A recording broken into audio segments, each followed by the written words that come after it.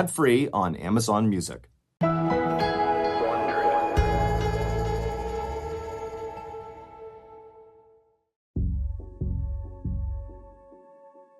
On the morning of July 30th, 1976, a young doctor examined an elderly veteran at Bloomsburg Hospital in Pennsylvania, desperately looking for a way to keep this man alive.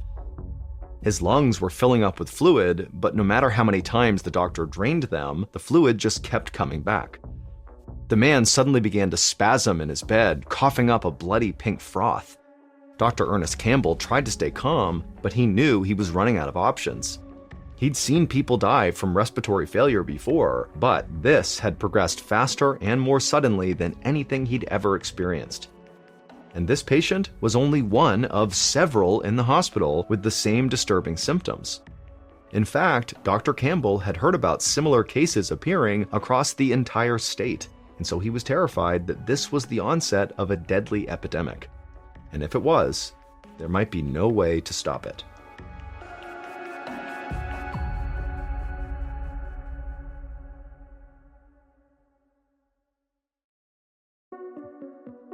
From Ballen Studios and Wondery, I'm Mr. Ballen, and this is Mr. Ballen's Medical Mysteries, where every week we will explore a new baffling mystery originating from the one place we all can't escape, our own bodies.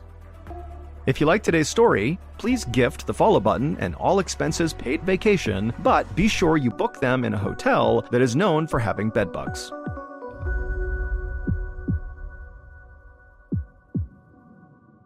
Today's episode is called The Philly Killer. The temperature was closing in on a hot 90 degrees Fahrenheit in Philadelphia, Pennsylvania, as Ray Brennan pulled open the heavy glass door of the Bellevue Stratford Hotel on July 21st, 1976. But the heat outside was the last thing on Ray's mind. He was just excited to be here at the Pennsylvania Convention of the American Legion, the nation's biggest veterans group. Ray, a retired Air Force captain, was now back among his people. Ray was 61 years old, and he had never married, but in some ways, he was married to the Air Force. His career spanned more than 2 decades, from the eve of World War II until 1960, when heart troubles forced him to retire. He never saw combat, but he helped save lives by running hospitals for wounded airmen in the Korean War. Ray walked a little taller when he was at these conventions. He knew that to an outsider, this gathering of more than 4,000 Legionnaires might look like a bunch of older men and women with graying hair, a lot of them wearing uniforms that didn't fit quite as well as they used to. But Ray knew that the people in the huge marble lobby in front of him were the everyday heroes who had risked their lives serving their country from World War II to the Vietnam War. And Ray was one of them. To all these veterans, he was Captain Ray Brennan, bookkeeper for American Legion Post Number 42, in Towanda, Pennsylvania. As Ray straightened his shoulders and began his first round of handshakes with old friends, he felt a twinge of regret. Ray knew that if he had not had that second heart attack in 1960, he'd still be on active military duty until mandatory retirement at 64 years old. Still trim and fit, Ray was sure he still had what it took to wear the uniform. But Ray gave himself a shake to snap out of it. He knew he had a good life. Even his years out of the military were not so bad. A passionate seashell collector, Ray had been asked by the Smithsonian Institution to help organize the National Shell Collection. He even got a seashell named after him. And anyway, Ray had been looking forward to this convention for months, and now that he was actually here, he didn't want to waste time regretting the past. For the next 3 days, Ray had a great time, telling stories, listening to speeches, and catching up with people he loved over dinner and drinks. Then, on July 24th, he made the 180-mile drive back home to Towanda, a town of 3,000 people near the New York border. 2 days after he had returned from the convention, Ray was sitting in his kitchen, still talking about the convention to his sister, Maisie Travis, when suddenly, Ray stopped talking mid-sentence and clutched his chest. He had the shooting pain that felt almost like it was burning, and it left Ray breathless and struggling to keep from falling out of his chair. His sister, Maisie, dropped her newspaper and grabbed her brother by the arm to steady him, and she said she would call Ray's doctor right away. But Ray really didn't want the help. He was terrified of having another heart attack, but this pain, it just felt different. It felt like his heart was just racing. He was sure it would just pass. Shuffling slowly into the living room, Ray collapsed into his favorite armchair, and he told his sister that he was just worn out from all the socializing and eating too much rich food and staying up too late swapping war stories, and that he really just needed to close his eyes and let this thing pass. And before long, Ray fell asleep. But when he woke up from his nap, Maisie could tell that Ray was worse, not better. His face was pale and it was getting harder for him to breathe. By the afternoon, he was literally gasping for breath, which really frightened Maisie.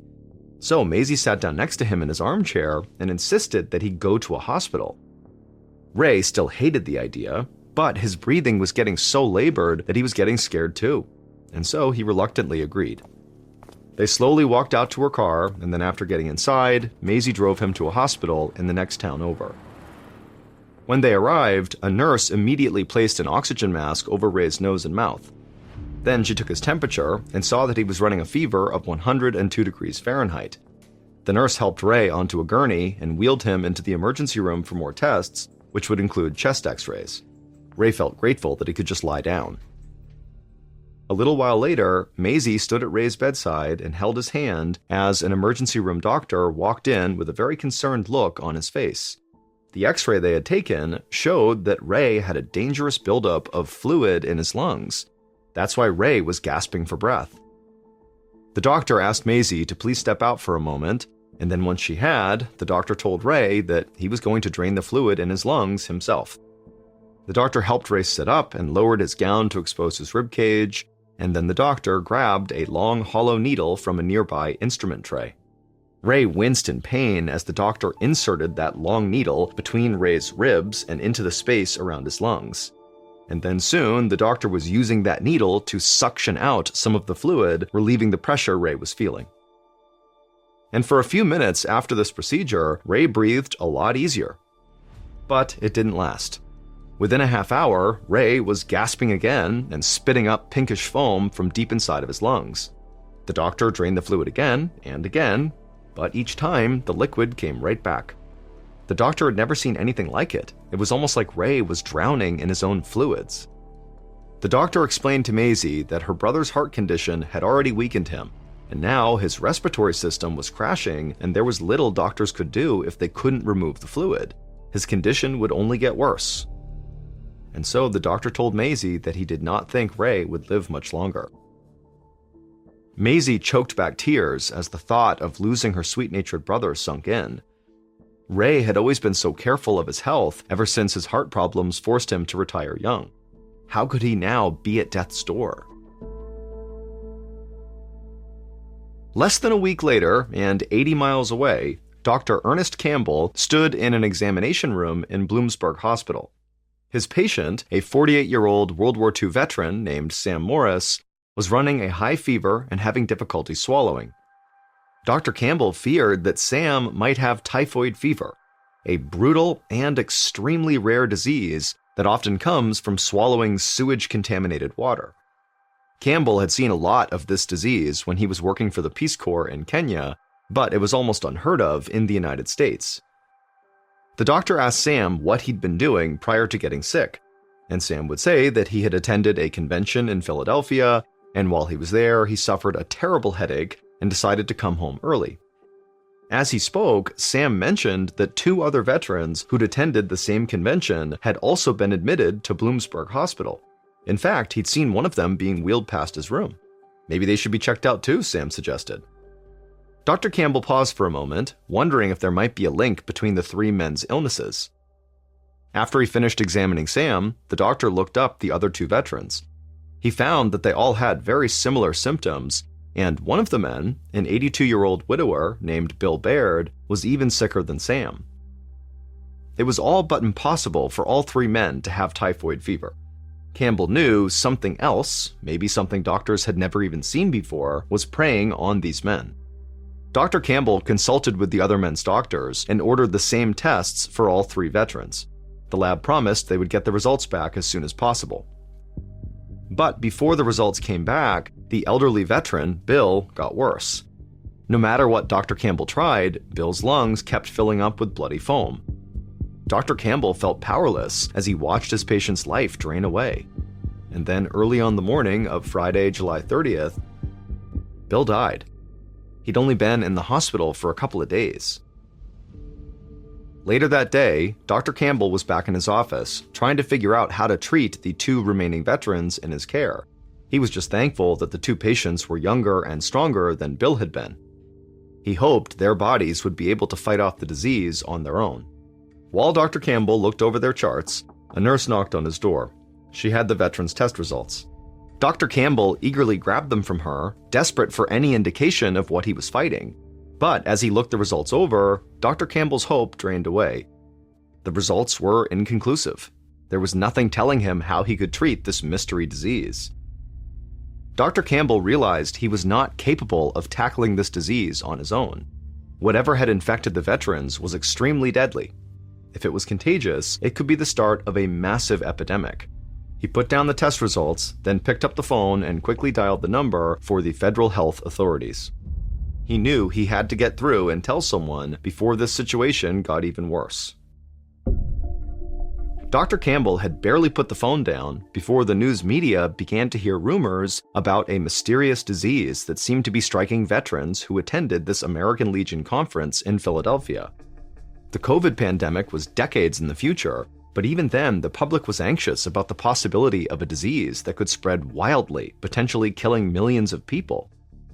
The Chicago Tribune newspaper compared this Philadelphia outbreak to a popular movie at the time, The Andromeda Strain, that imagines a disease from outer space that comes to a small town on Earth and sets off a tidal wave of sickness and death. And so after that news story broke, doctors all across the country started getting all these calls from patients reporting respiratory symptoms and wondering if they too had the mystery disease. Many did not. They just had chest colds, but their panicky calls jammed up the emergency lines from coast to coast. 3 days after Dr. Campbell called for help, Dr. David Sensor rushed through the front doors of the Centers for Disease Control and Prevention in Atlanta, Georgia. The CDC was home to the world's foremost disease detectives, with a mission to prevent outbreaks both in the United States and also abroad.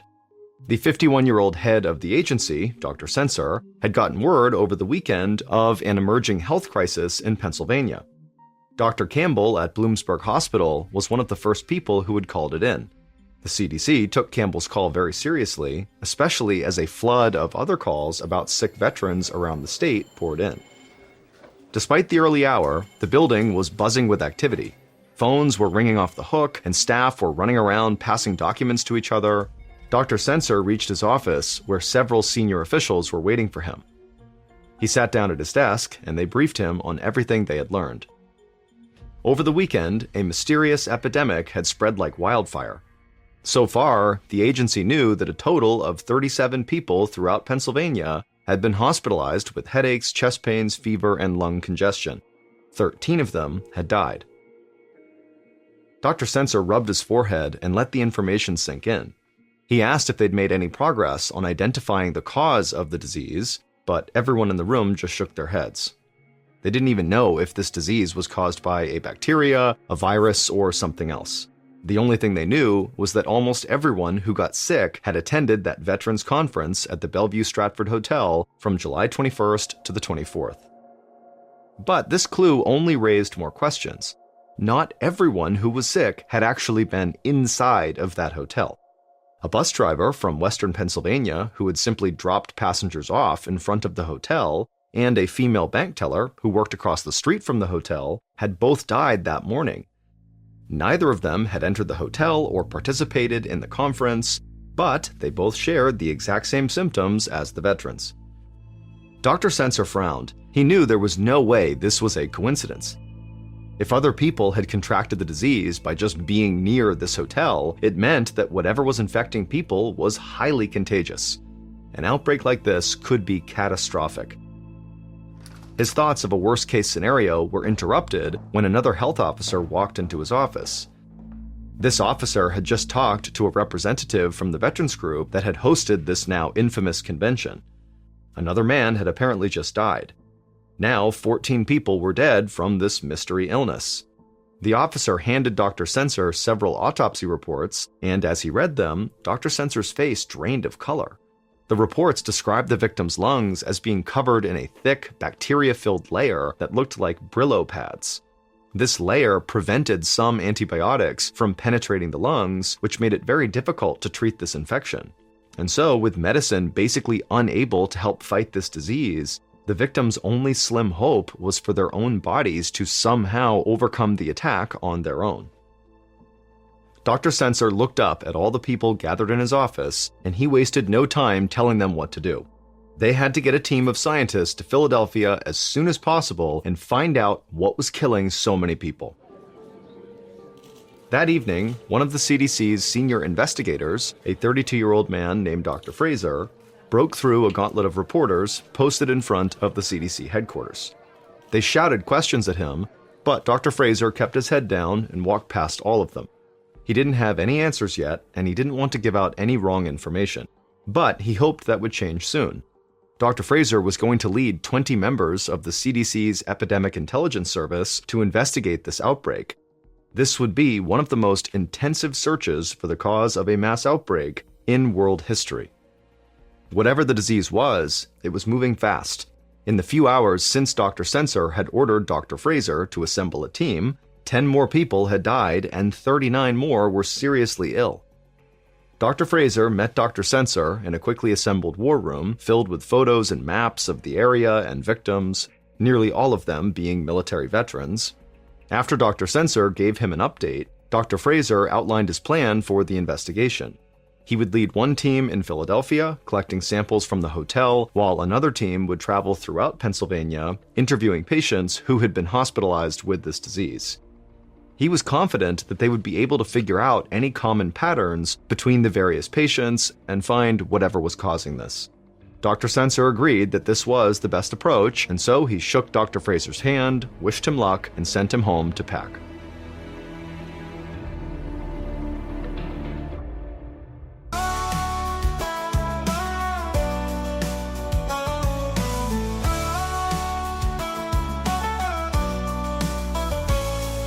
De wind fluistert zacht door de velden heen. De wolken dansen in de blauwe lucht. Het woud roept ons met zijn mysterie. De zonsondergang kleurt de horizon. Oh, natuur, jouw praat zo puur.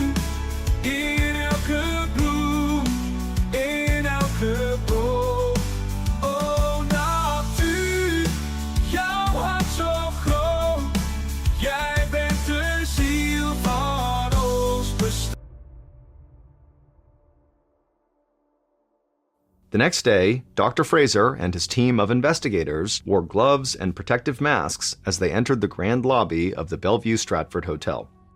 Just 2 weeks earlier, it had been packed with veterans and their families. Today, it was nearly empty, except for a few startled-looking staff members. Dr. Fraser figured that nobody wanted to stay at this hotel until the cause of the outbreak was identified. The investigators' footsteps rang out on the marble floor as they walked to the reception desk and explained their mission: to gather physical evidence inside of this hotel that could be tested for the disease. The team went to work.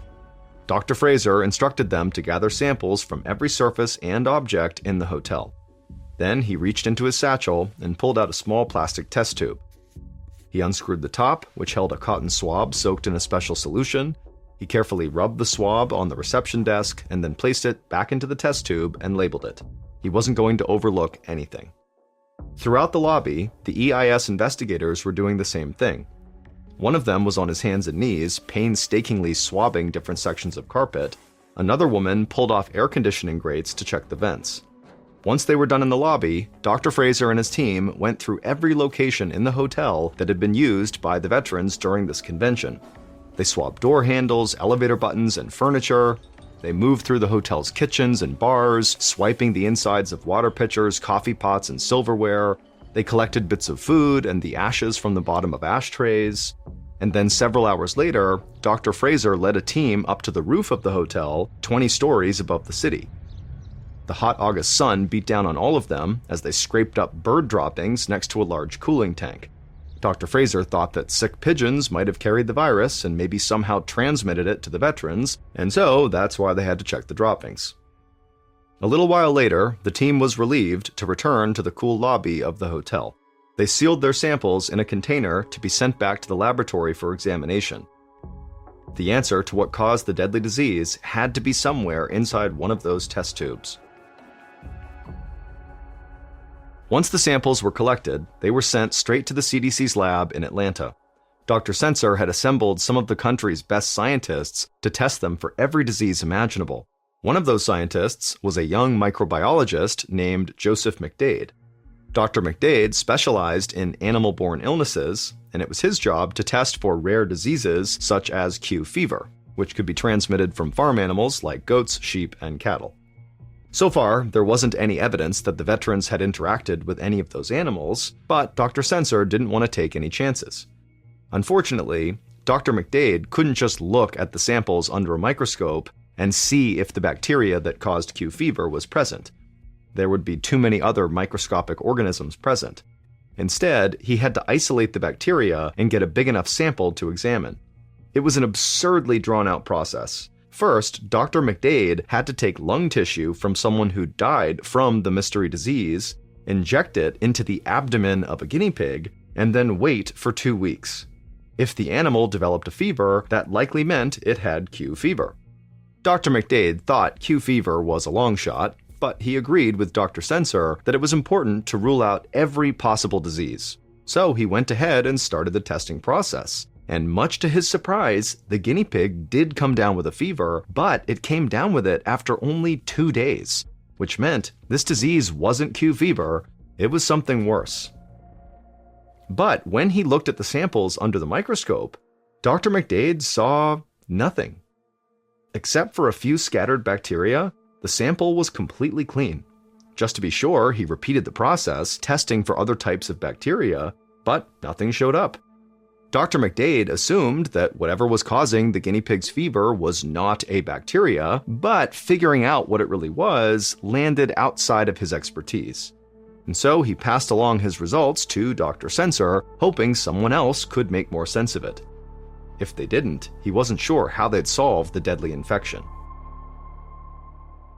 But over the next few weeks, no answer emerged.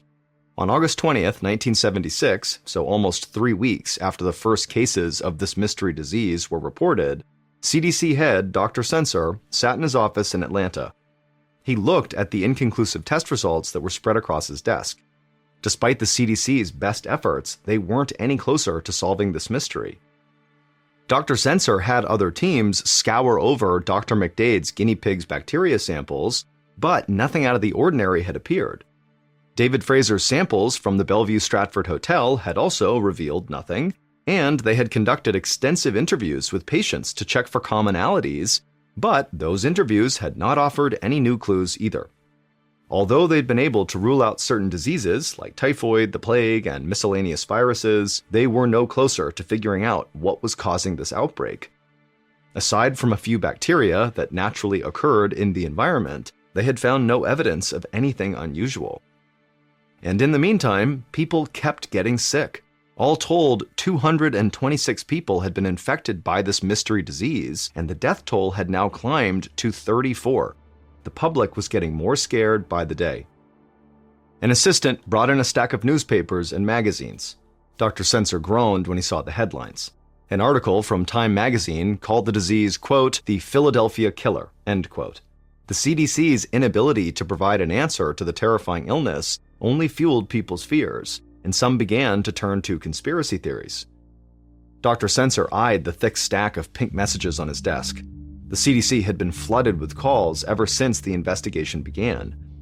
People from all over the country phoned in with questions, tips, and general panic. Some wondered if it was an attack from a foreign adversary. Even the FBI had called. While there was no sign it was an act of bioterrorism, it couldn't be completely ruled out either, and that made people nervous. Dr. Sensor couldn't blame them. But after launching the largest medical field investigation in its history, they had hit a brick wall. There were no more samples to test, either from the hotel or from sick patients. David Fraser's team in Philadelphia had done everything they could to investigate the outbreak. The only silver lining was that the number of people becoming ill had abruptly stopped, which meant this mystery illness was not transmissible from person to person, and so the general population was not in any danger of a massive pandemic. But Dr. Sensor didn't take much comfort from that. Without knowing what was behind this disease, there'd be no way to stop it if it happened again. Still, he was out of ideas. Dr. Sensor let out a deep breath and picked up the phone to call Dr. Fraser. It was now, unfortunately, time to call off the investigation.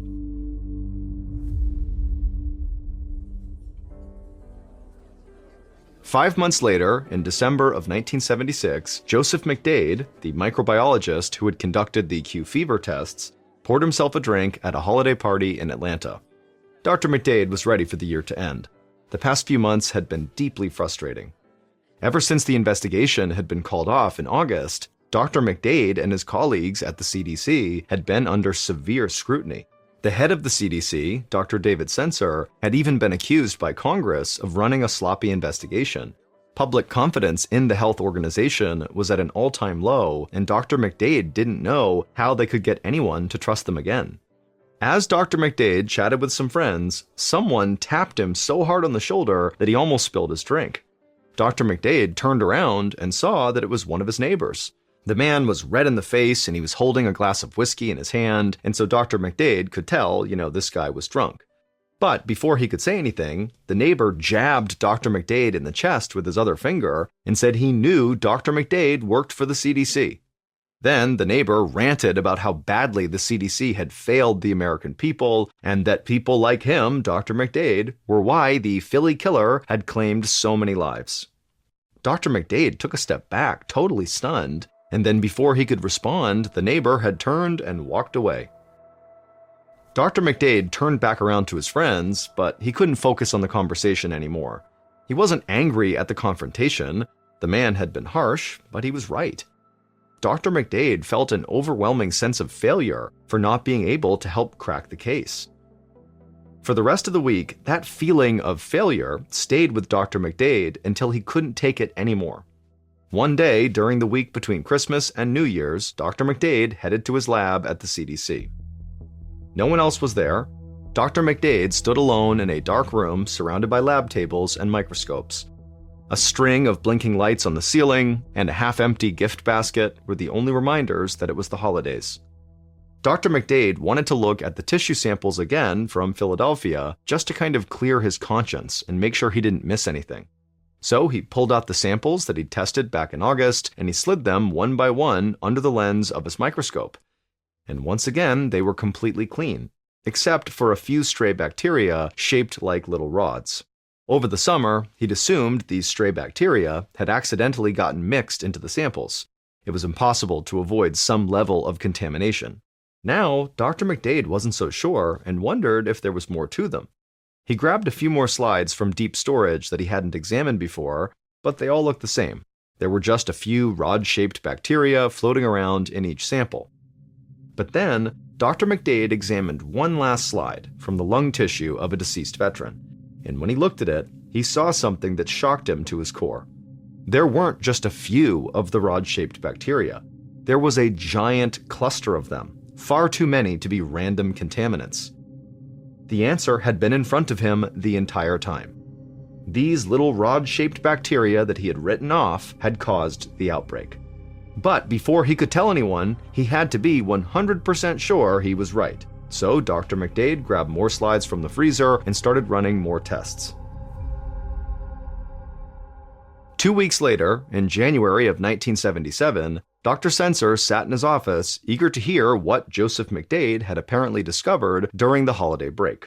And Dr. McDade would announce that he had identified the actual organism responsible for the outbreak.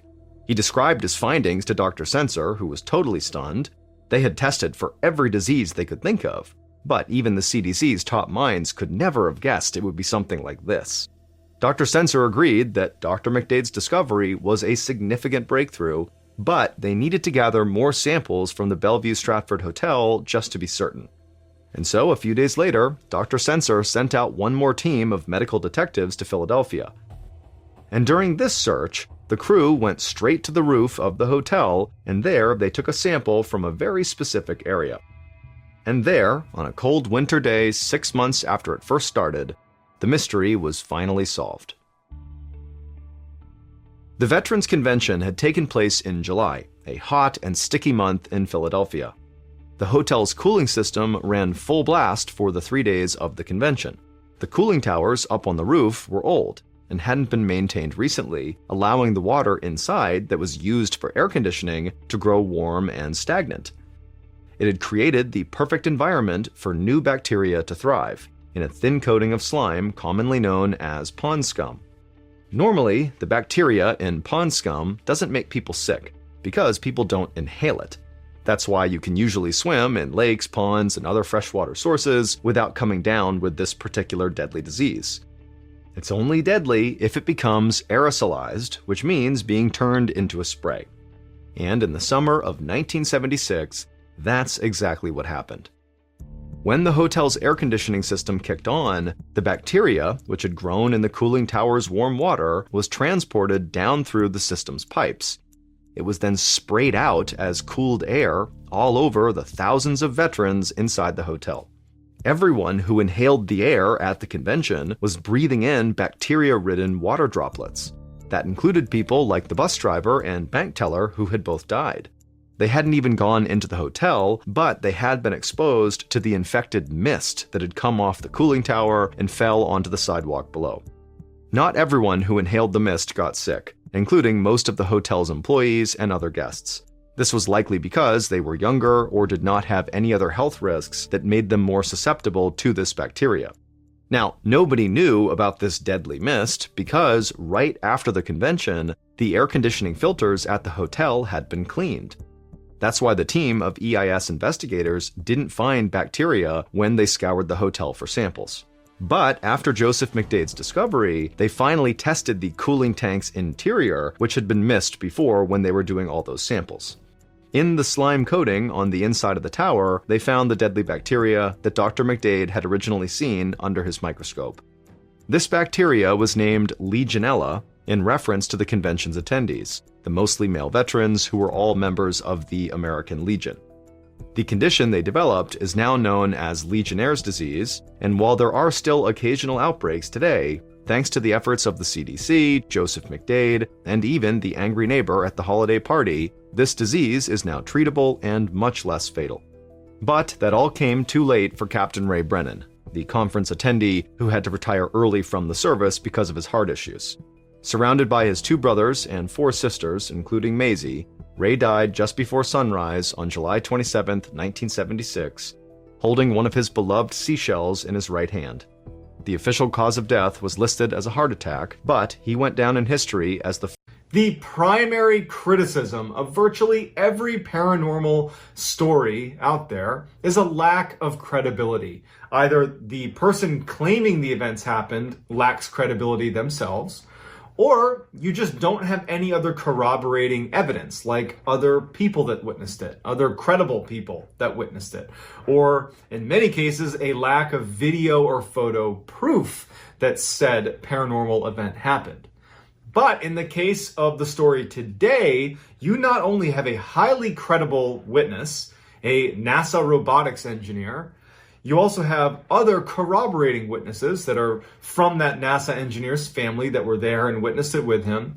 And you have, albeit limited, you do have video footage of what they are claiming happened that was paranormal. But before we get into all of that in today's story, if you are a fan of the strange, dark, and mysterious delivered in story format, well, that's what my channel is all about, and I upload 3 to 4 times a week. So if that's your thing, if you could gently pulverize the like button and then turn on all notifications so you don't miss any of my uploads every week. All right, let's get into it. Bill Vail has always been incredibly scientifically minded. He's always had technical jobs his whole life.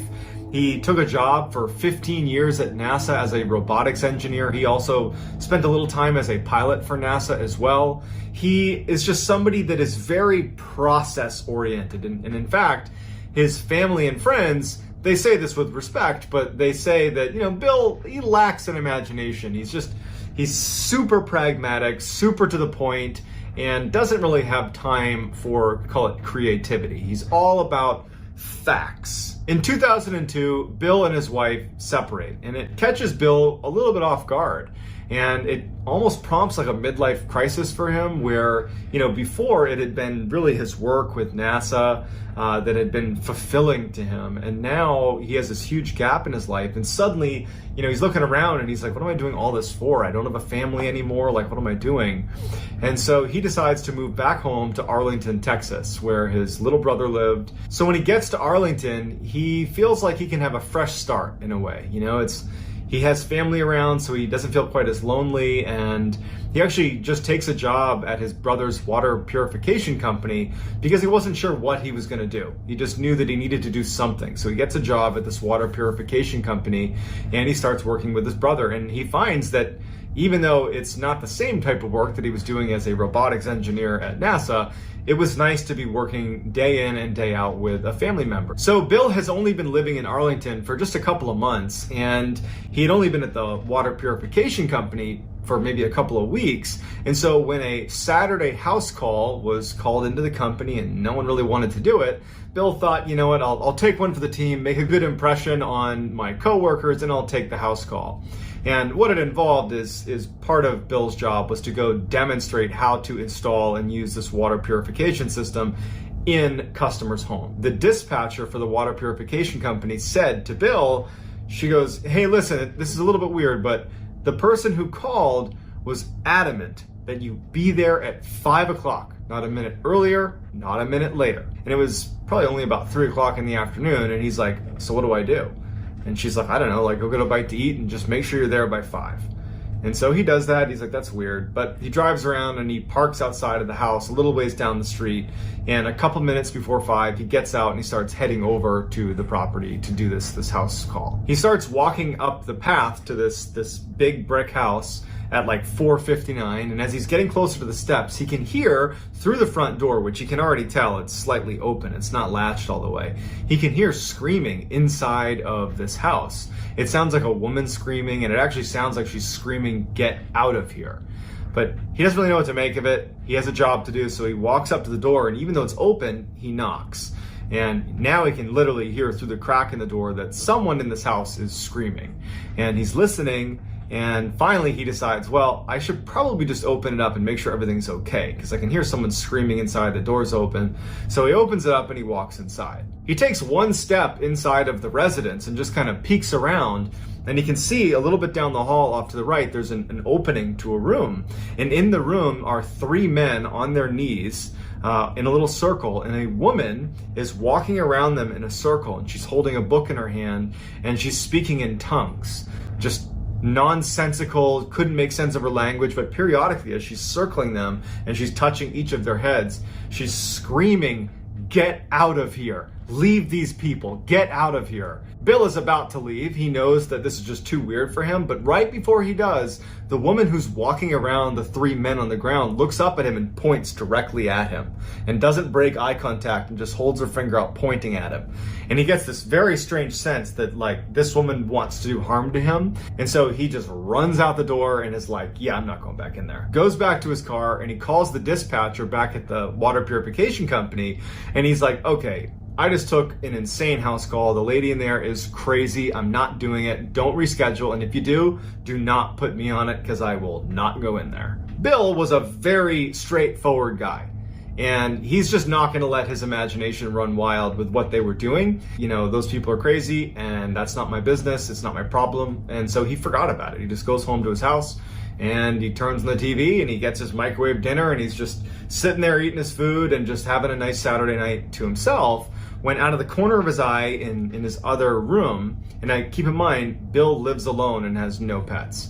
Out of the corner of his eye, he thinks he sees something small dart across the ground. He couldn't tell if it was flying through the room or if it was running through the room, but he just was like, oh, now I got, some rodent or a bird or something in my house. It must have snuck in through the chimney.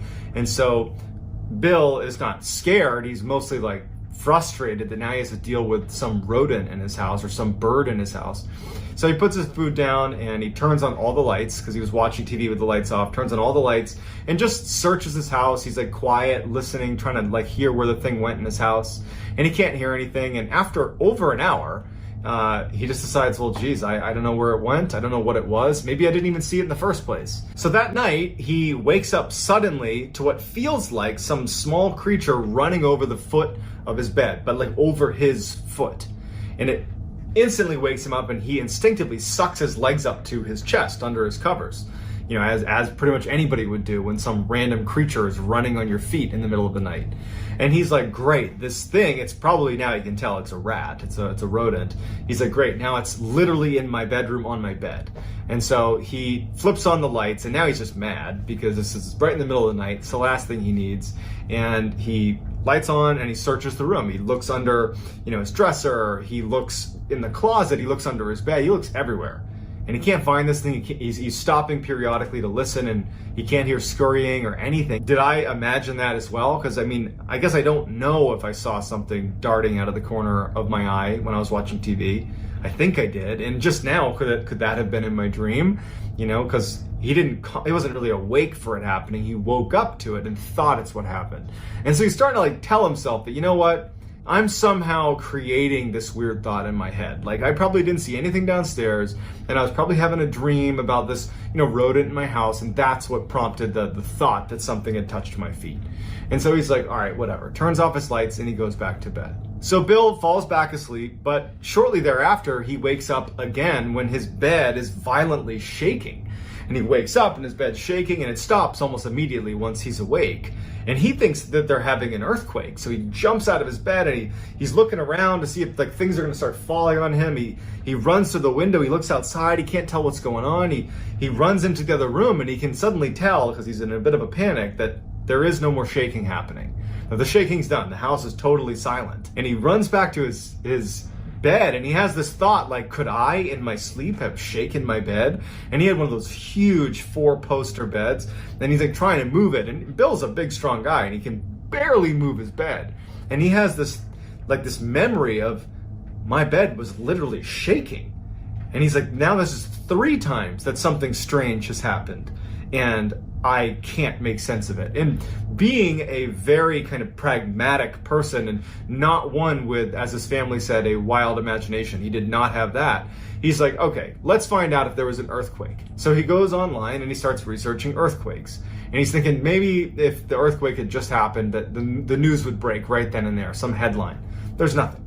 And so he's like, okay, what other rational things could have caused my house to shake? Because again, there's no other damage in his house. Nothing fell. It was just, he felt the shaking, and that was it. And so he starts researching what's in the area, and he finds that there was a military base, and actually it's an air base right near his house, a couple miles away. And he's thinking, okay, well, when the fighter jets are taking off, that take off at all hours, maybe there's a sonic boom from one of the jets accelerating. And he didn't know if that was it, but he thought it could be it. And then he's like, oh, well, there's also all these oil rigs that are drilling in the area. Maybe there was an accident. So he's researching for, recent accidents at oil rigs. And he's trying to find a rational explanation for this bed shaking incident.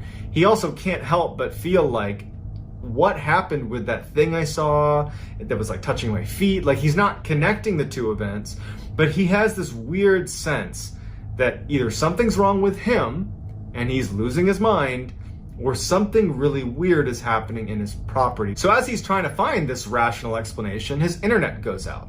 And so he tries troubleshooting it a couple times, but he can't get it to work. And so he calls his service provider to just have them see if they can fix it. And so he calls customer service, somebody picks up, and they're like, yep, your internet's out, let me fix it for you. Let me put you on a brief hold. And so they put him on hold, and as he's sitting there listening to elevator music, staticky sound started coming through the receiver, and he's just noticing it. It's nothing significant. But then a voice comes into the phone that is speaking in tongues, nonsensical language, and it sounds almost threatening. At some point, Bill is just totally unsettled by this voice, because it's just going on and on. He's been on hold now for 2 minutes of this weird voice. He just hangs up. And in just a couple of seconds, he gets a call back from the same customer service rep that he had just been speaking to. And he had an accent, and Bill picked up on it and said, hey, was I just talking to you? And the customer service rep was like, yes, sorry, we got disconnected. And Bill says, did you hear that voice?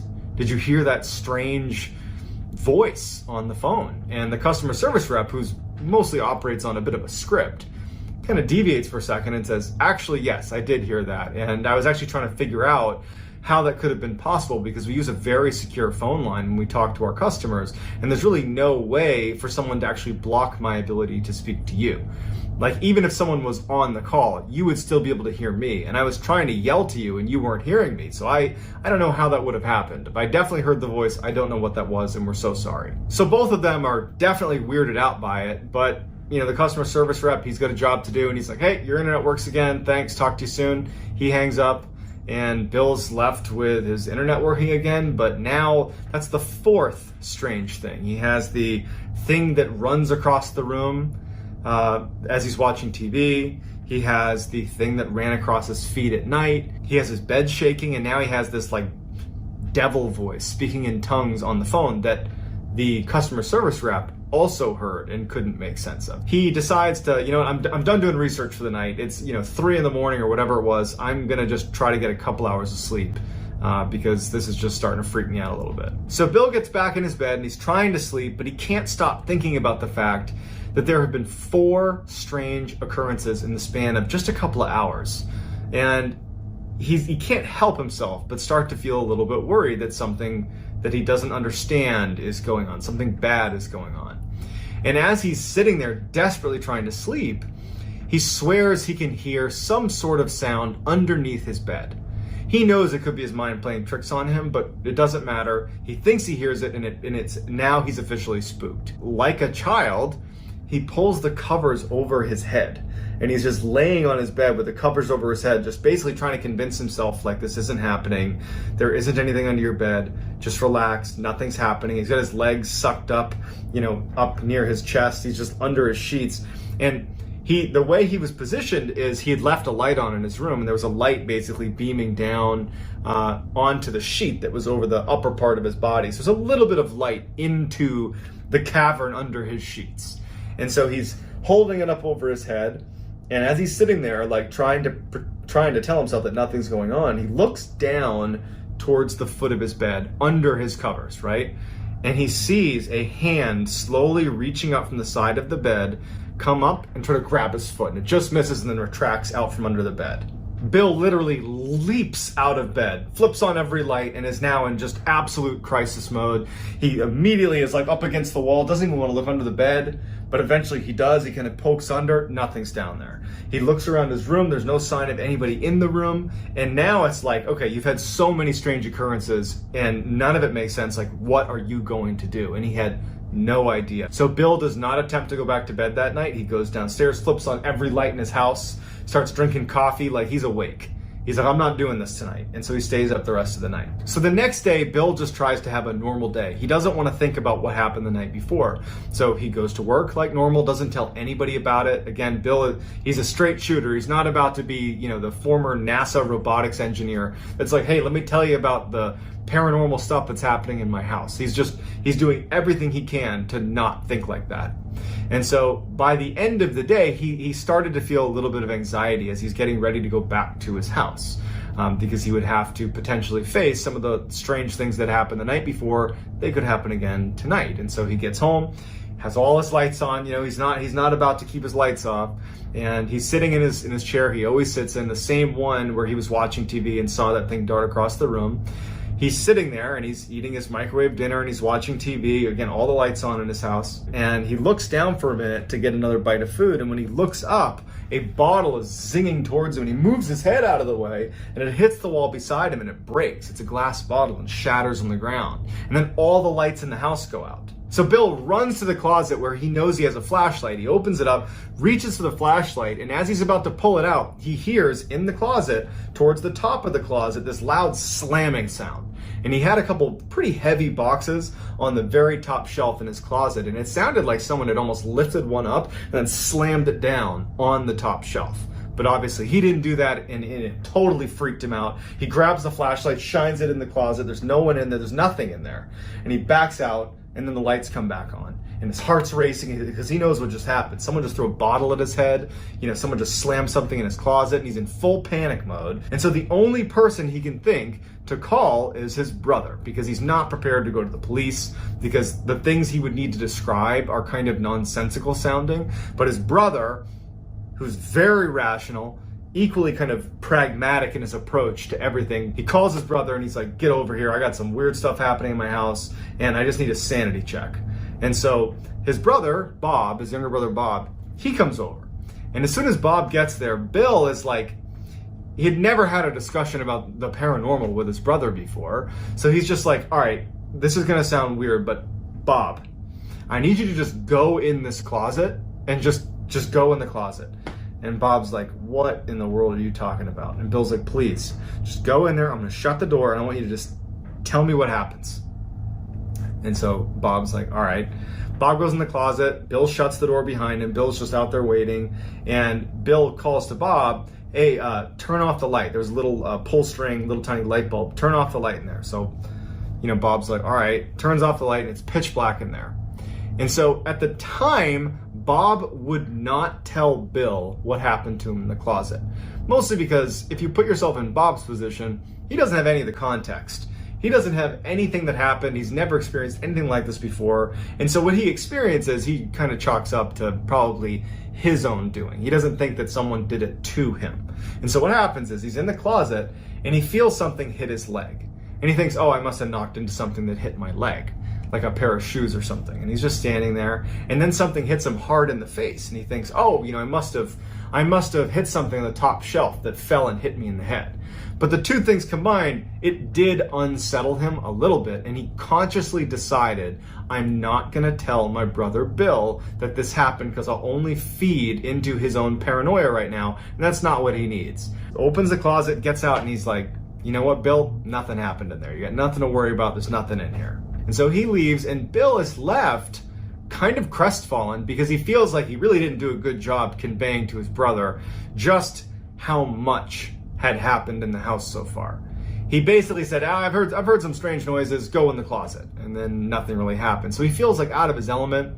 He just feels like he doesn't know how to handle it. And so he has only one other person that he feels comfortable kind of letting in to this situation, because it was just kind of embarrassing for Bill. I mean, he's this esteemed NASA employee. The last thing he wants is to have somebody think that he's like losing his mind a little bit. But he has his friend Michael, who is a sound engineer that worked for a couple podcasts. And when he calls him, Bill doesn't even really know what he's going to say to Michael. He just needed to talk to someone, like a friendly voice kind of thing. And he calls him, and Michael's a little bit surprised to see Bill calling him, and they have a little bit of small talk. And Bill says to Michael, I don't know how to approach this with you, but I moved to Arlington, and I got some weird stuff going on in my house, and I guess I'm just telling you because I don't know what else to do. And so Michael's like a little bit caught off guard and is a little bit just worried about his friend.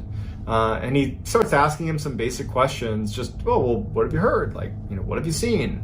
Just not really sure if it's even remotely worth exploring, but just asking some basic questions. And as they're having this exchange, the voice that came on the phone during the call to the customer service rep for the internet provider came on the phone. And all of a sudden, Bill can't hear Michael, and Michael can't hear Bill. All they both hear is this voice, this like angry, kind of demonic sounding voice that sounds very threatening. And so while this is going on, Michael just instinctively is like, well, I have all my sound set up here, and he grabs a mic and he puts it to the receiver and starts recording.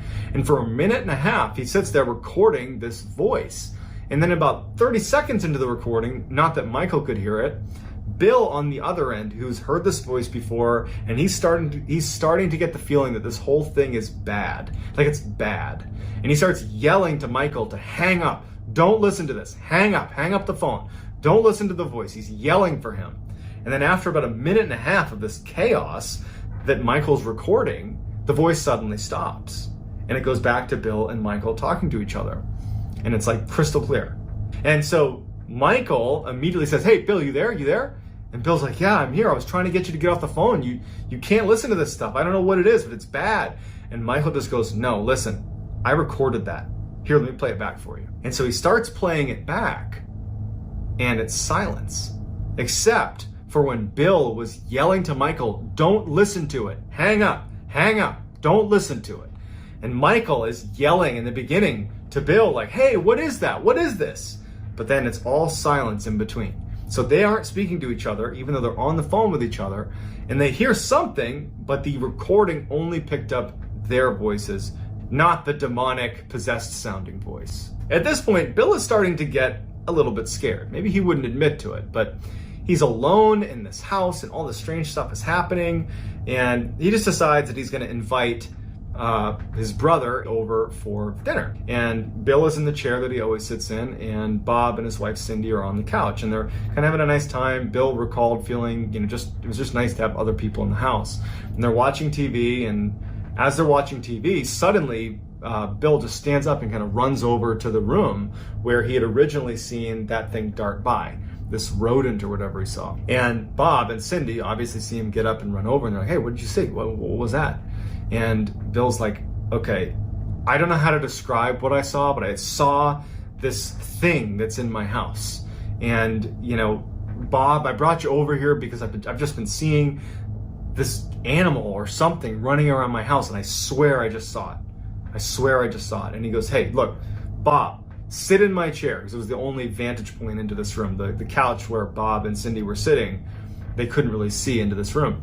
And he goes, just listen to me. Bob, sit in my seat and just sit here and just watch the TV. Don't pay attention to the room. Just watch the TV and just see if something catches your eye. Because, maybe I'm seeing something that is totally rational, but something's happening. Just do what I was doing. And so Bob's like, all right. So he sits in the chair. Bill sits next to Cindy, and they start watching TV again.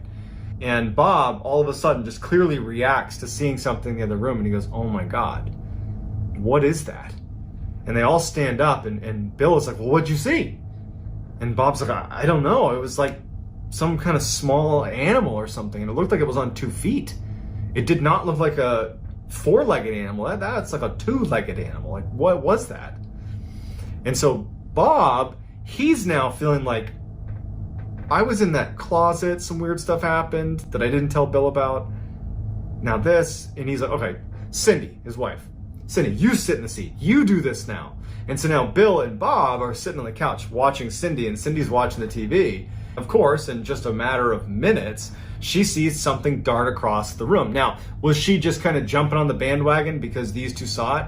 Maybe. But she certainly described the same thing that Bill and Bob claimed to have seen, which was a bipedal, small creature that was just running through the dining room. And so the three of them turn on all the lights, and they start searching the house. They're going to find this animal or thing in the house, and they search everywhere for hours, and they can't find anything. Finally, after it's getting late, Bob and Cindy are like, hey, Bill, I don't know what's happening in your house, but why don't you just come stay with us? We got a guest room. Just crash with us tonight, and you can come back in the morning and call animal control or whatever you want to do, but you shouldn't be here tonight. There's too many weird things happening here. Bill, in a way, was actually kind of happy because now he had someone that he trusted and loved, his own family, that had confirmed that they were seeing the same things he was. That even though that is terrifying, that all of a sudden Bill is alone in this house with some creature, this small bipedal creature running around the house,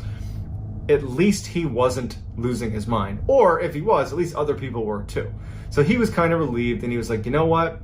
I'm not going to go with you because I don't want to just give up my house. What will I do when I come back if it keeps happening? I don't want to just give this up. So Bob and Cindy leave, and now Bill is determined to now, for the first time, start looking up paranormal explanations for what was happening. So quickly, Bill realizes that you can't just search the paranormal. There's too many things online. It's so hard to tell what is considered credible and what isn't because there's just no fact checking going on. It's just people kind of putting things on the internet. And so what he decided he would do is, instead of him doing the research, he would find a paranormal investigative team that at least appeared to approach their investigations much the way a scientist would. That instead of edge, and his eyes widened from a combination of fear and wonder. The crater was filled with a dark green liquid. The liquid had a consistency somewhere between maybe water and sludge, and it was bubbling as if it was simmering. Gregorio pinched his nose through the bandana. The egg smell coming off of this crater was so strong that he felt sick to his stomach. He walked around the perimeter of the crater, kicking at the shards of clay and jagged rock that littered the ground. It looked like someone had smashed a huge vase to pieces. Gregorio scanned the horizon. It seemed like he was the only person who'd come to investigate this plume of smoke. He figured the neighboring farmers must be worried that whatever crashed into the ground was a bad omen. A lot of his neighbors still believed in ancient spirits. But after a while, it struck Gregorio as kind of odd that not even an emergency vehicle had come out to survey the scene. Something had just shot out of the sky and smashed into the earth. It felt like that was the kind of thing police would want to know about. But Gregorio knew help would not be coming from his village. Only about 250 people lived in Carancas, so it didn't have its own police force. The authorities were located in the nearby town of Desaguadero, which was about 7 miles up the road. Gregorio wasn't sure if the folks in Desaguadero would be able to see the smoke plume from there. If they couldn't, he worried that the authorities might not even know this happened. Gregorio jumped back on his bicycle and pedaled to the house of a neighbor who owned a motorcycle that Gregorio knew he'd be able to borrow. It was going to be up to him to raise the alarm, and he had to get out there fast.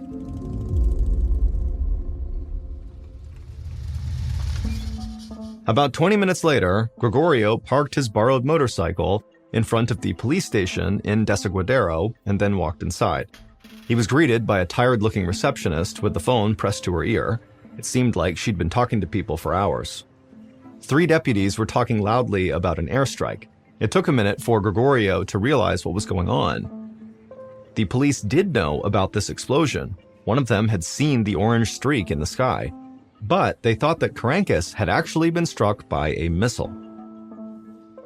Gregorio waved down one of the officers and explained he had seen a crater filled with this green ooze that smelled terrible. The officer disappeared into a back room for a moment, and then he returned with the chief of police. They asked if Gregorio could lead them to the crash site. Gregorio agreed. Soon, he was back on his neighbor's motorcycle, leading police cars along the 7-mile road back to the Carancas countryside. As the crash site came into view, Gregorio could see people moving around the rim of the crater. As he drew even closer, he realized that dozens of villagers from Carancas had come to see what had caused the smoke. He guessed that when the black plume of smoke had dissipated, the neighbors figured it was now safe to come take a look. Gregorio pulled over his motorcycle about 20 yards from the crater and dismounted. The police cars fanned out around him. As policemen approached the perimeter of the crater, Gregorio noticed his neighbors picking up rock fragments as souvenirs and pointing at the green liquid at the bottom of the massive hole. Gregorio overheard a nearby couple speculate that maybe this was the result of a missile strike from Peru's neighbor and rival, Chile. One teenage boy was talking excitedly, telling his friends they were probably just attacked by a UFO. An old woman, who Gregorio assumed was the boy's grandmother, told him to be quiet. This was clearly a sign of bad things to come, a curse sent by the spirits. She sounded terrified. Gregorio did not find any of these theories very convincing. However, he wasn't ready to offer any of his own.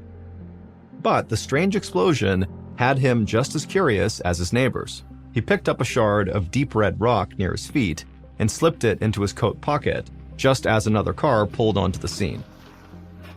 Gregorio recognized the mayor of Carancas, Maximiliano Trujillo. Mayor Trujillo stepped out of the back seat, squinting in the sunlight.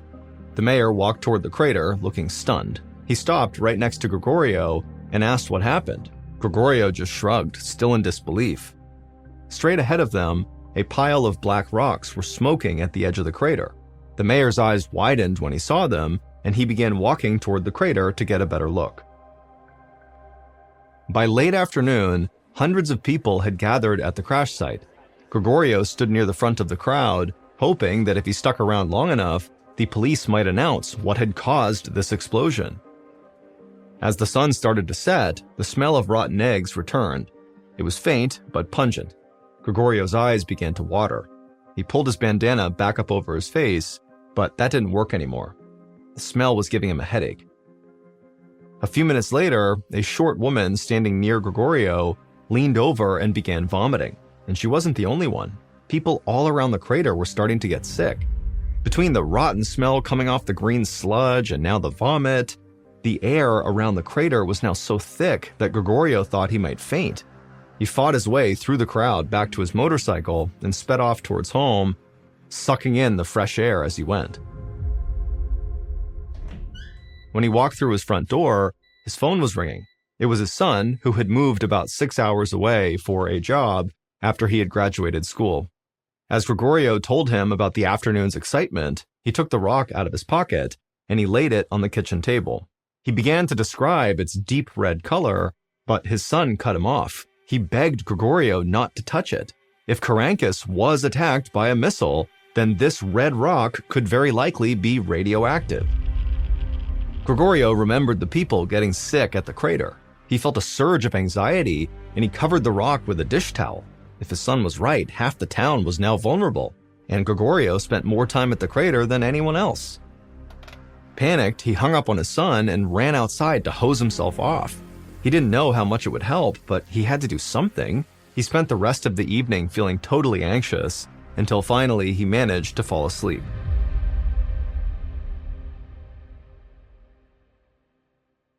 The next morning, Gregorio woke up with the sun as usual. He still felt a bit queasy, but no worse than the night before.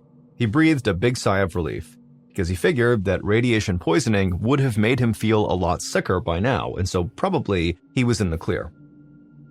As the sunrise turned the sky a vivid pink, Gregorio walked out of his house towards the sheep pen.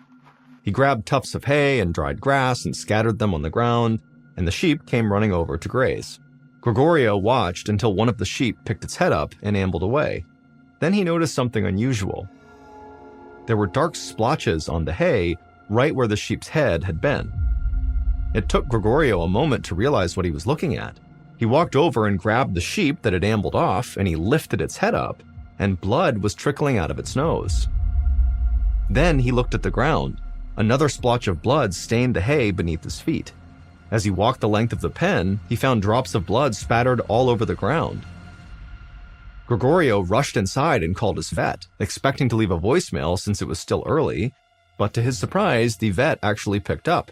He sounded wide awake, like he'd already been up for hours. He said that he'd been getting calls all morning. Livestock across Carancas were getting sick. The vet promised to make Gregorio's farm his next stop. Gregorio thanked him and hung up. He had no idea what kind of sickness had emerged from that crater, but it seemed like it could be deadly.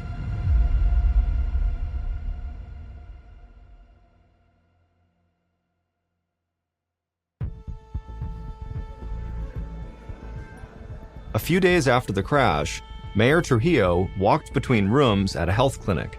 Every exam table had been turned into a makeshift hospital bed. More than 200 people who visited the crash site had flooded the hospital in Desaguadero. They were all sick with migraine headaches, and they were vomiting.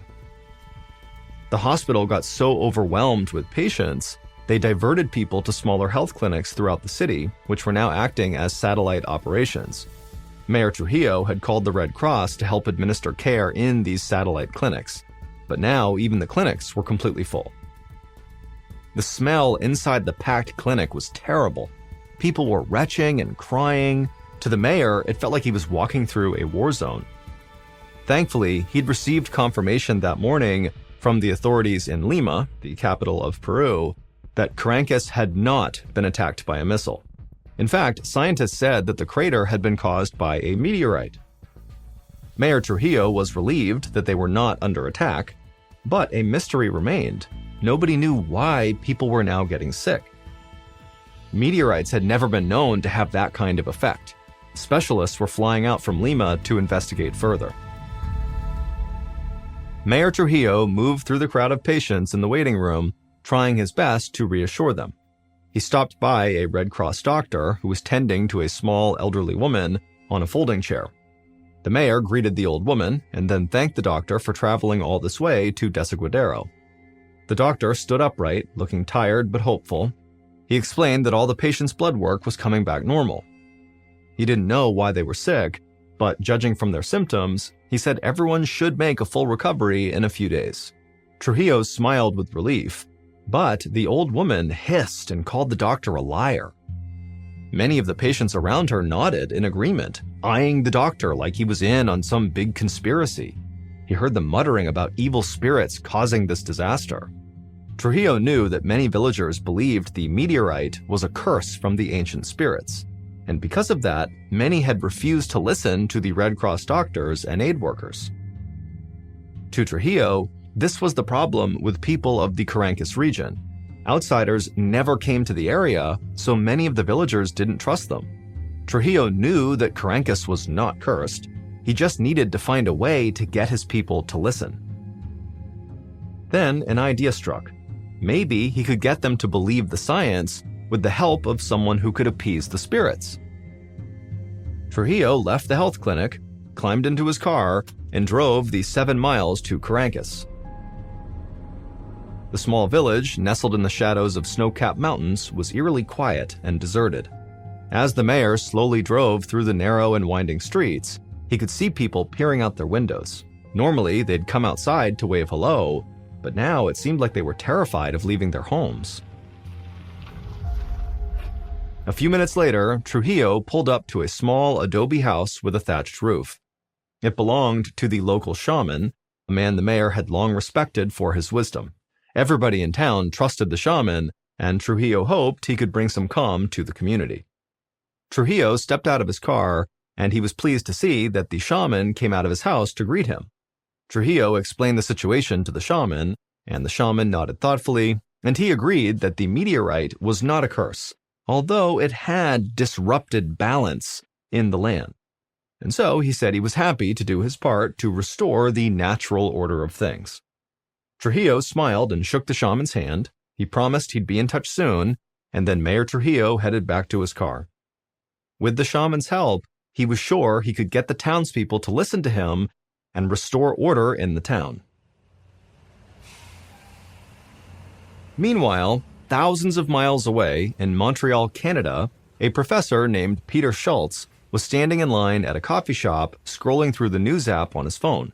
He taught Earth, Environmental, and Planetary Sciences at Brown University in Rhode Island, but he was in Montreal for a conference on craters made by meteorites and other space objects. He was fascinated by the articles about the meteorite strike in southern Peru, and not just because he found meteorites in general interesting. This one stuck out because it made no sense. The reports said that Carancas was struck by a chondrite meteorite, the most common type of meteorite, but also the most fragile. A chondrite meteorite is a type of rock that comes from asteroids. They're made up of small grains of minerals that have not been melted or changed much since they formed billions of years ago. Chondrites are so porous that they crack and burn up in Earth's atmosphere before they can hit the ground. To Peter, it seemed impossible that one of these chondrite meteorites could hit the Earth with enough force to create this massive crater. Stranger still, he had read that more than 200 people who visited the crash site had ended up in the hospital. Meteorites should not be making people sick. Peter thought there had to be more to the story than met the eye. Peter turned his phone to silent and spent the rest of the afternoon in back-to-back lectures at his conference. He finally left around dusk. As he walked to dinner, he noticed his voicemail was full of inquiries from different reporters and news outlets, hoping for a comment from him on how a meteorite could cause such a widespread sickness. But Peter had to tell these reporters the truth.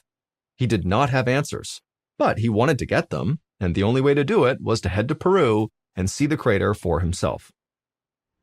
A few days later, Mayor Trujillo stood in the very crowded community center in Desaguadero. He had needed a huge space to hold this town hall meeting, and Carancas didn't really have a building that could accommodate this size crowd. Even this community center was packed with almost every single person from Carancas in attendance. The mayor shivered, but not because he was cold. He knew that the government scientists had discovered something that would have a profound impact on everyone in this area, and not just for those who had gotten sick at the crater. As Trujillo stood there waiting, he spotted Gregorio Yaruri sitting in the back. He was grateful to him for his role in alerting the authorities, and was happy to see that Gregorio looked healthy.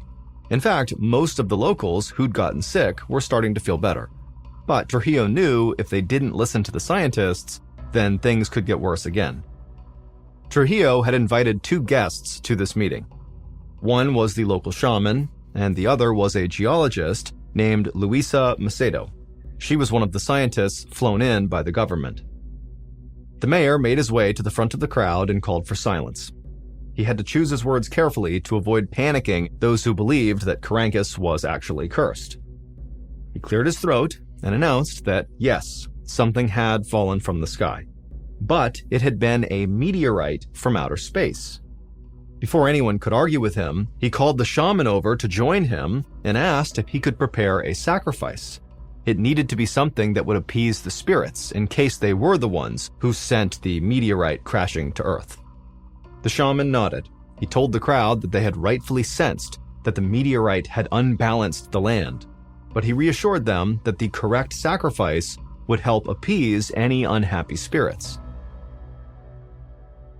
He promised he would sacrifice a llama fetus at the crater as soon as possible, which should be enough to restore harmony to the area.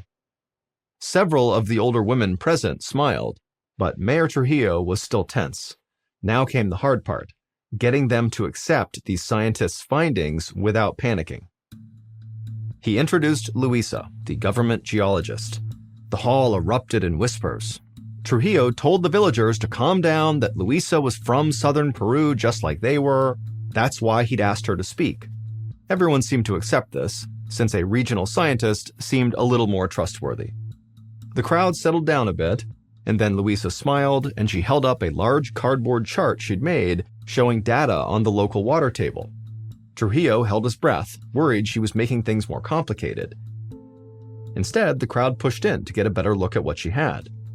Luisa explained that she and her team weren't totally sure what was making so many people and livestock sick, but they had a strong theory. The day that she and her team had arrived in town, they'd gone to the crash site and collected samples from different parts of the area. They also tested the groundwater at the bottom of the crater. Mayor Trujillo saw Luisa hesitate for a moment and then continue. She said that her team found that the water contained dangerous levels of arsenic, a deadly poison. The crowd erupted in murmurs of alarm. As Trujillo looked around the room, he wasn't surprised by everyone's reaction. When he first heard Luisa's theory, he'd been stunned too. But he needed the crowd to listen. Their lives depended on what Luisa had to say. Trujillo raised his hands and called for order, and after a few seconds, the townspeople did quiet down, and he told them to continue to listen to Luisa. Luisa nodded, and then explained that when the meteorite hit Carancas, the shockwave caused the groundwater to heat up and vaporize. This caused the air to fill with a fine mist of arsenic vapor. Everyone who had gone to see the crater got sick because they had inhaled that vapor. After hearing what she had to say, the crowd became agitated again and started shouting questions. Mayor Trujillo saw Gregorio in the back, trying to be heard, and so Trujillo demanded everyone be quiet, and he pointed at Gregorio and asked him to speak. Gregorio, the sheep farmer, stood up and politely asked Luisa if that meant their drinking water was contaminated too. Luisa stayed silent for a moment. Trujillo could tell she was carefully thinking about what to say next.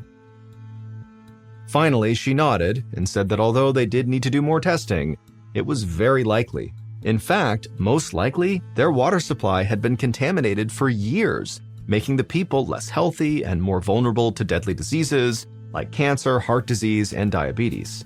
And so until they knew for sure, Luisa advised the crowd to just drink bottled water.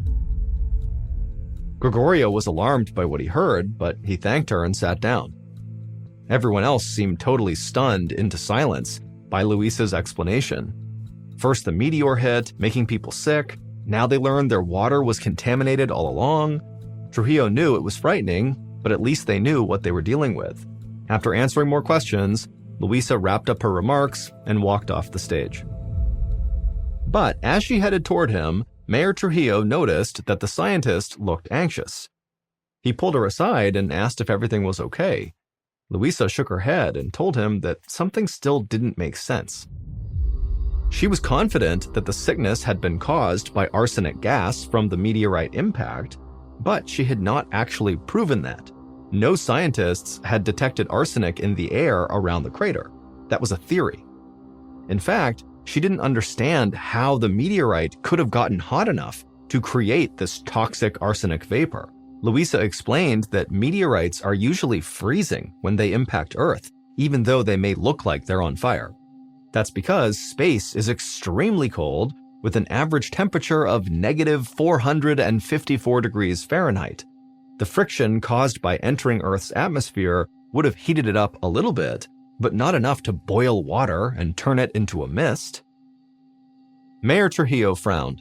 He now realized that even Louisa wasn't sure that her arsenic theory was right. And if she was wrong, then something else had made his people sick. Trujillo was troubled.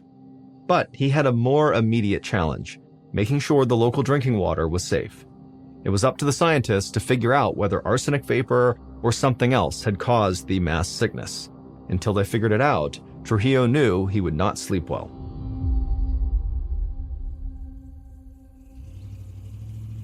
A little over 2 months later, in December of 2007, Professor Peter Schultz arrived in Carancas to investigate the crash site.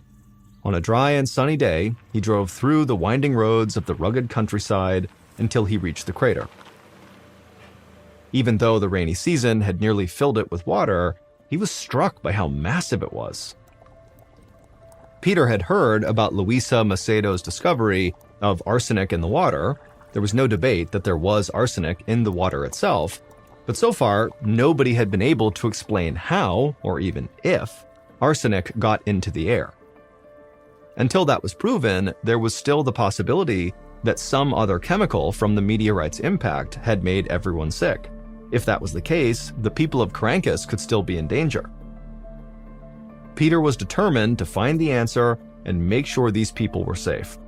And over the next few weeks, he was able to slowly form a theory that connected all the dots. Usually, when chondrite meteorites shoot through the Earth's atmosphere, their fragile makeup causes them to shatter into hundreds of tiny pieces, which turn to ash long before they ever reach the Earth's surface. And that's what should have happened with this meteorite. Peter concluded that the Carancas meteorite survived its passage through the atmosphere because of its high speed and shallow entry angle.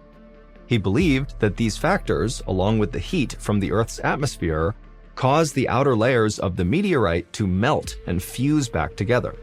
That made it dense enough to make it through the atmosphere, where it became superheated and unleashed the arsenic vapor once it hit the ground. All this meant that the people of Carancas were safe. It was the meteorite, and not some other unidentified danger, that heated up the arsenic-laced water and turned it into vapor. Thankfully, the damage caused by the meteorite's impact was not permanent. All the people who'd gotten sick, including Gregorio Yaruri, made a full recovery, and so did all the animals. Thanks to the research of Luisa Macedo and the other scientists, arsenic was detected in the drinking water, and nonprofit organizations have installed measures to make it safer. Even though the water is cleaner and the arsenic gas is long gone, the people of Carancas will always remember when, in a way, they were attacked by a UFO.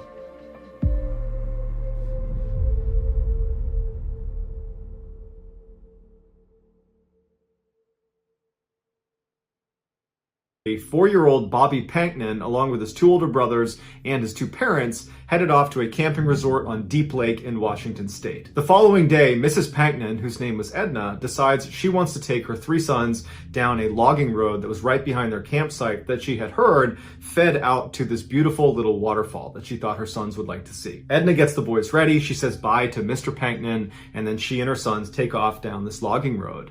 And as soon as she's on the road, it occurs to her that it's totally overgrown. The grass is really high, it's rocky and bumpy, and she's thinking to herself, there's no way any vehicle is getting down this road, and probably there's been no vehicles on this road for a very long time. This is a very isolated place on this campsite. So they walk for a little ways on this overgrown logging road until they see there's a turnoff that leads down to the water and this little waterfall. And so right away she saw there was all this brush they were going to need to walk through, and the ground looked pretty rough.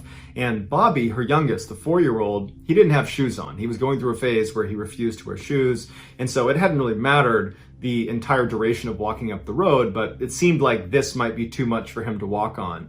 And so she told Bobby to wait on the road, and she told her other son, Jimmy, the 6-year-old, to wait next to him. Those two would stay on the road together, while she and Bill, the 10-year-old, would go past the brush, go down to the water, check it out for a couple of minutes, and then she would come back, she would pick up Bobby, and Jimmy would come along, and then they would go down and look at the water, and then they would leave. Bobby didn't seem to mind, so he just sat on the road, and Jimmy was a little bit frustrated that he couldn't go with the first group, but he sat down too, and Bill and Edna took off past this brush down to the water. Now, the distance between where Bill and Edna and where Bobby and Jimmy were was only about 10 feet. There was just this brush right in the middle of them that did obscure their view. They could not see each other, but they are very close to each other. And so Jimmy is sitting next to Bobby, and he's getting increasingly more and more restless. He wants to go down and look at the waterfall. He wants to be down there with his older brother and his mom. And so at some point, he just can't take it anymore. And Jimmy does something that to this day, he regrets every single day. And that is, he got up and left his brother. He went through the brush down to where Bill and Edna were. And as soon as Edna saw him, she was mad at him and she goes, "What? You left Bobby up there? Come on." And so they turned around after about 60 seconds and went right back up. And when they got back, Bobby was gone. And at first, they're not like, "Oh my goodness, someone's abducted Bobby," because there's no one on this road. They'd come up here and recognize that it's very remote, it's isolated, there's no cars that come through here, they hadn't heard anything. And so their first instinct was, okay, he probably got up, and is behind a tree, or he walked down the hill over here, or he's nearby. And so they're yelling for him, they're walking around, and no one's panicking yet. In fact, really, Edna was just annoyed with Jimmy that he had left, Bobby, and that he's to blame right now, but it's just an inconvenience at this point. But after a couple of minutes, when they can't get Bobby to yell back where he is, they start to realize they might have a problem here. And so Edna becomes more panicked, and she's yelling at the top of her lungs for her son. She's having her other two sons go look down by the water, go look over there, but there's no trace of him. And they can't believe it. It didn't make any sense because, he's 4, he's got no shoes on, they didn't hear anything. How could he be gone? But he was gone.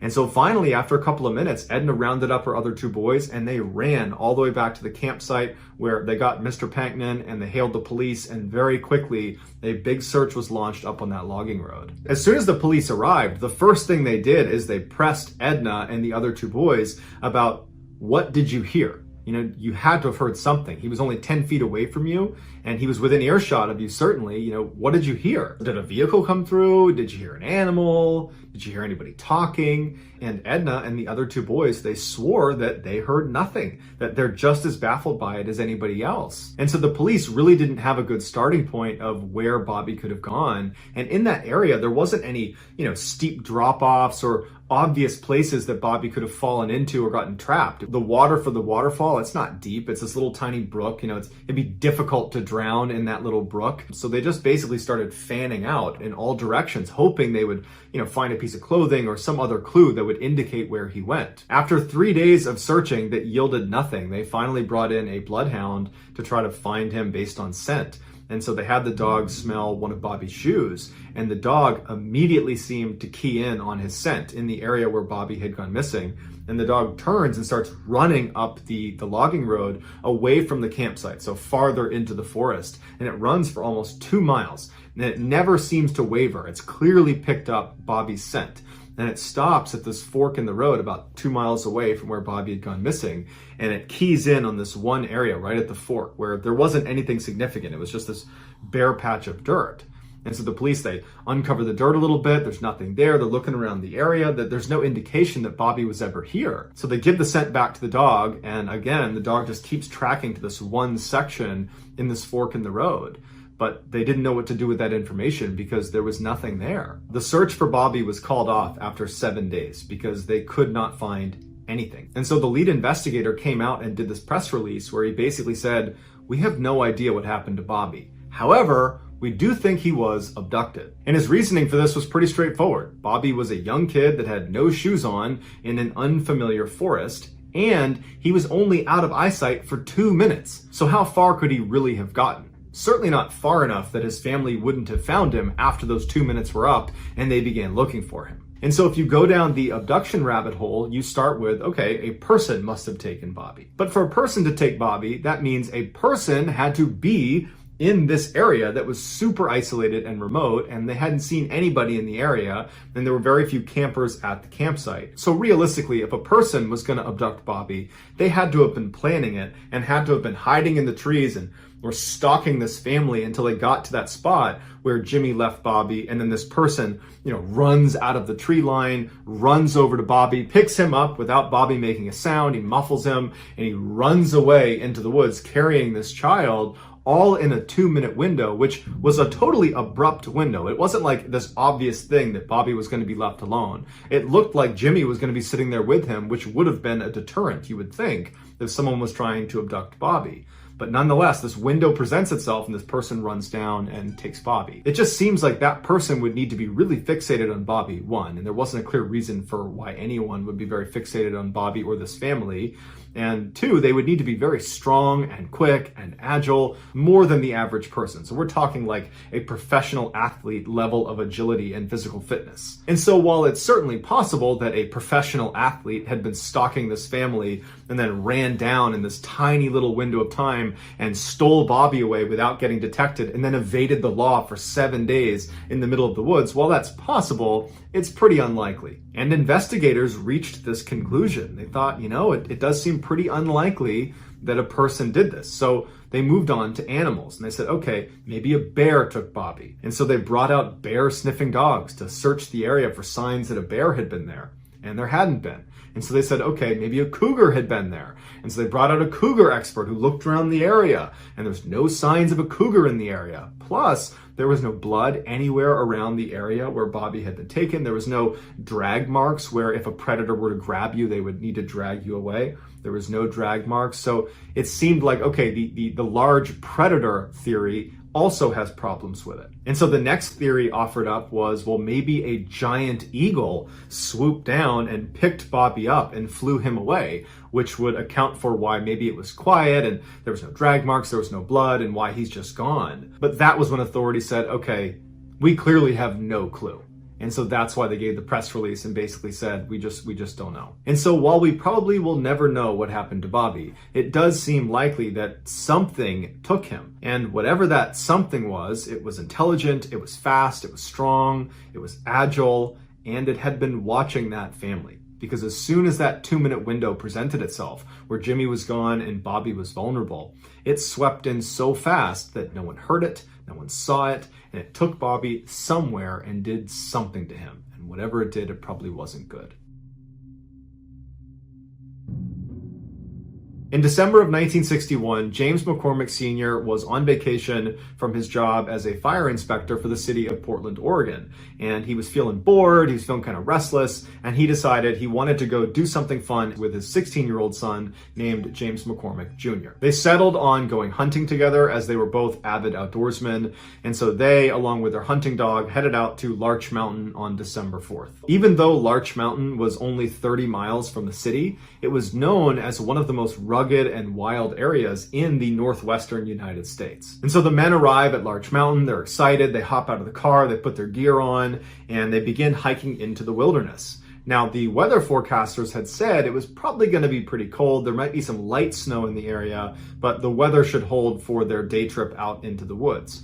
And so they hadn't brought any equipment to stay out for multiple days. This was just going to be a full day event, but back at night. But after walking for several hours into the mountains, they started to notice the temperature was dropping rapidly. And then it started to rain, and then it started to snow, all in a very short period of time. And initially they decided they were going to gut it out and keep walking a little ways, but they decided, you know what, this is awful and our stuff's getting wet and it's going to get dark soon, so let's just turn around and go back. We can go hunting another day. But it had started snowing so quickly that when they turned around to start making their way back to their vehicle, the snow had covered over everything enough that it looked a little bit different. And they didn't have a GPS, they were using a map and compass, and they were not on a marked trail. They were just kind of walking around the mountains looking for a place to set up. And so they're walking back and they're making turns and they're starting to question where they are. And when they had walked for several hours in the direction they believed was back to the truck, Well, they weren't anywhere near a road, and they felt like they were in an area they didn't recognize, and they realized they were lost. At this point, it was snowing really hard, and it was starting to get dark outside, and so the pair decided, you know what? We got to stay out for the night. We're not going to find our vehicle tonight. It's too dark, and we don't know where we are. So let's camp out for the night, and tomorrow we will find our vehicle. But remember, they didn't have any equipment to stay out for the night. All they had was their warm clothes, but they didn't have a structure to protect them from the elements. And so they decided their best bet was to climb up into a tree, because at least that way they're off the ground, they'd protect themselves from predators potentially, and the branches of the tree would kind of protect them a little bit from the snow and from the freezing rain. So that night, James Sr., James Jr., and their dog, they huddle in this tree. It's a totally sleepless, miserable night as they are just destroyed by snow and freezing rain and wind. And then finally the sun comes up the next morning and there's a glimmer of hope, although it's still absolutely dumping snow on them. But they're thinking to themselves, this is going to make a heck of a story when we get back. And so they climb out of the tree, they stretch, they kind of, readjust themselves, and then they begin walking in a direction that they think is the direction towards their vehicle. And for several hours, they're just kind of walking, hoping they're going to run into this road, and they don't. And at some point they realize once again that they are in the same position they were in the day before. They don't know where they are. And now they've walked even farther, potentially in the wrong direction. And so they stop for a second, and James Sr. pulls out his map and he's trying to make sense of where they might be. He's looking around, he's trying to terrain associate to see if he can figure out if there's a specific way he should be going.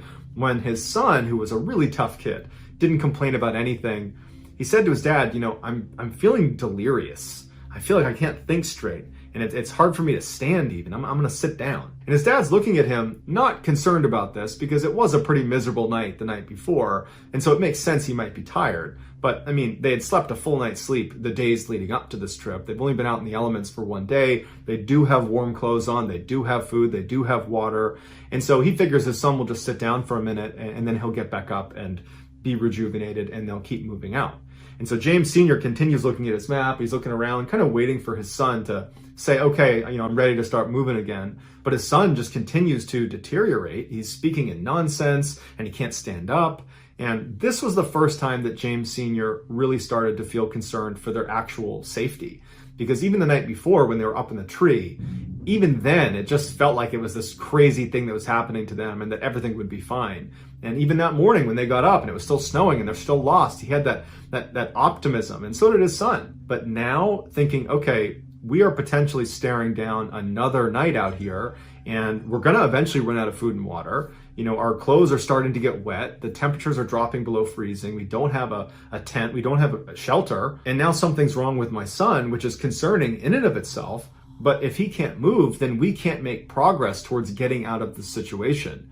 And so James Sr., who was this really fit fireman, he said, okay, I'm going to pick you up and I'm going to carry you. And he picked his son up, fireman's carry, put him over his shoulders, and for 3 hours, James Sr. just continues to march around looking for the way out. And after 3 hours, when they had not gotten anywhere closer to a road or any civilization, and now it was dark out again, he collapses with his son, and he puts his son down by a tree, and he sits down next to him, and he's totally defeated. And he's like, we got to get ready for another night. We got to get back up in a tree and we got to do this again. And so as they're sitting there kind of talking about how they're going to get James Jr. up into a tree for the night because, he's too weak to climb up himself, they both notice these very bright lights about 100 feet in front of them that look like headlights. And James Sr. is like, oh my goodness, what luck. There is a road that we just didn't see and there's a car that's parked right there. I'm going to go up and communicate with them and tell them that we are stuck out here and see if they can give us a ride. Stay right here. I'll be right back. And so James Sr. gets up and starts running towards these lights because these lights are their lifeline, and he wants to get to them before they potentially pull away without realizing, there's some people that really could use some help here. And so as he's moving, 50, 60, 70 feet away from where his son and his hunting dog were, the lights just continue to go farther and farther away from him to the point where James Sr. stops. And he's looking at these lights thinking, are those headlights? Like, what are those lights?